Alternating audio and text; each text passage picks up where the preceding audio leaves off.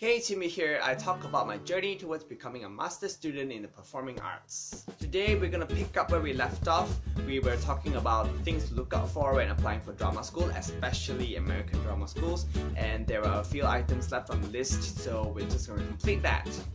If you missed the first part, I've included a link below, please go check it out. And now, let us continue. Number 4, English test. This is something that annoys me because these native speakers just don't think our English is good enough that they need to test us. And the two tests that are usually used are TOEFL and IELTS. It depends on which schools. Some schools want one, some schools want the other, some schools can take either one, and usually schools also have specific test scores that they're looking for. Some schools want higher scores, some schools don't really care, it all depends, but usually you can find out information about the test scores that's required on their websites.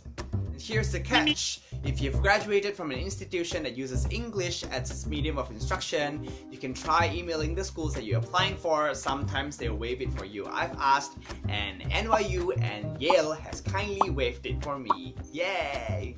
Number 5, recommendation letters. This is very clear cut. They just want a recommendation letter from someone that you have worked with or that you have studied under. Some schools want 2, some schools want 3, some schools want 4, so it just depends. But you should have a list of about 4 to 5 people that you can ask to give you their recommendation letters. They can be like directors that you have worked with or writers that you have worked with, teachers, anyone who knows you on a professional context, on a work setting, and who can put in a good word for you. And the pattern that I'm seeing now is that schools usually want your referees to send in their recommendation letters to a designated email of the school to prevent you from tampering from it, I guess. But having said that, you should not just chuck your referee an email address and ask them to put in a good word for you. You should of course speak to them beforehand and ask if they are comfortable to actually be your referee.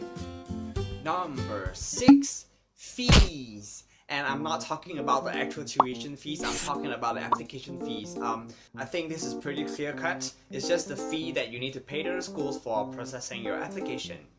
Some schools want more, some schools want less, but just watch out for the payment system. Usually a credit card would do it, but I don't know, some schools might want you to wire over the money.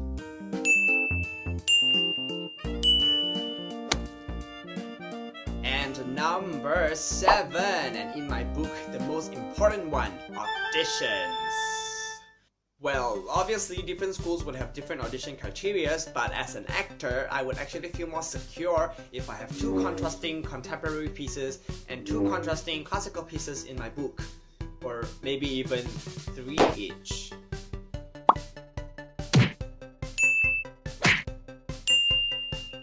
Some schools allow for pre-screening and sending like a stage 1 video audition, and it's a good idea to check that out because if you're gonna be cut at that stage, then it saves you time and effort. You can narrow your focus on the schools that really want you.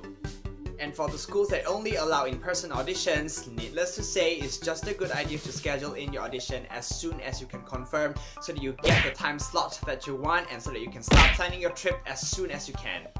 And that's it. Those are roughly the 7 things that we should look out for when applying to drama schools, especially American schools, but I think this should apply to the UK schools as well.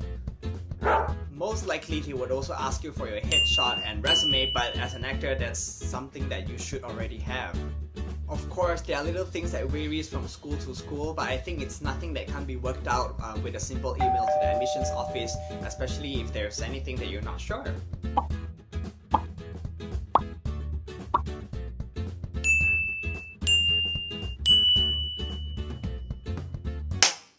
And in the coming videos, I will be talking about maybe scholarships, maybe I'll walk you through some of the application portals of some of the schools. So stay tuned and remember to follow and subscribe.